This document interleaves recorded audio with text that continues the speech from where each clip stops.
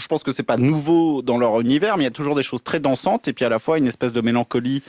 Alors j'ai envie de dire très kinksienne, très Ray Davisienne. Est-ce que ça leur va? Je vois qu'ils ont mis les Kinks dans leur sélection, donc ça devrait aller. Mais... I mean, we were brought up with the Kinks, you know. I mean, like London was a pretty dreary place when we were growing up. The only thing we had was pop music. You know, we had pop music and the Kinks for sure.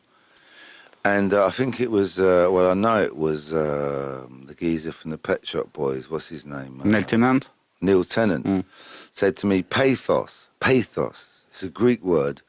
And it means happiness and sadness. And I never really thought about it before, but I was very aware of the fact that that's what we were trying to do, yeah, happiness and sadness at the same time. Well, you were listening mostly to English white, can I say, pop in London? No.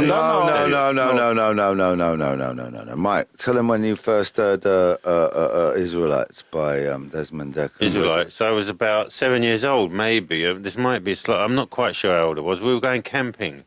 And we had bicycles, me and my brother. We were driving to Thetford. Beautiful, sunny, glorious, you know, sunny day, like timeless. It was about 1967 or something. Little bicycles, little kids, gobstoppers in the back pocket, and a camping gear, you know. And I always remember when I hear that song. I remember there was my brother was making a phone call in a little telephone box.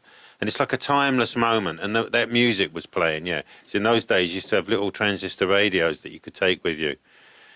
So in the UK, lots of reggae music, and, reggae music in those days used to get played on the radio, which is great, you know, it was a great history for us in England.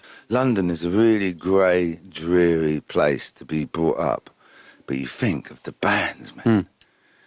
The Rolling Stones, Pink Floyd, whatever. If nothing else, we created this pop music, and it was all. Elvis Costello said, you know, the great thing about white British pop musicians is playing black music and getting it slightly wrong. I was wondering, when did you, and you answered that, when did you discover reggae and things like that? Because probably, il te regarde comme si je parlais mal anglais. Well, I explained to you very clearly, right, is that in France, you had Algeria, you know, in England, the colonial, you know, what we'd done with slavery and all that was Jamaica. So that came back to England, and we had India as well, so we had some nice food. Then we had some nice music, you know, from Jamaica, which was very, very particular to England. You know, like in America, you had soul music and all that, which came from gospel, which came from their element of slavery of black people.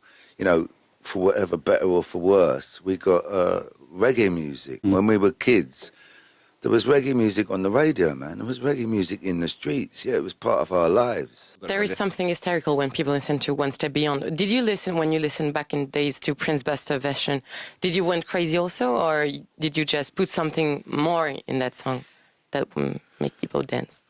Do you remember, Mike? I don't remember going crazy. I remember really liking it. I mean, saxophone on the original is fantastic. On the Prince Buster one, yeah, it's great. It's a lot slower. It's a bit more sort of. It's a bit of a jazzy sort of thing this almost. Is why I asked. Because I think the amazing thing about that, sorry to interject, is that the A side was, you know, it was what you call a single in those days. You had the A side and the B side. The A side was Al Capone, which the Specials took for Gangsters, their first single, dun, dun, dun, dun, dun, dun, dun, and the B-side we took for One Step Beyond, Prince Buster, of the same Prince Buster single. I don't know, you know, how can you explain when you're a kid and you hear the A-side and you turn it over to the B-side and it still has a and you hear something that no one else has heard, just you and your friends have discovered something.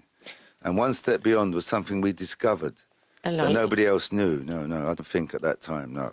Le Nova Club. Change du beat. Nova.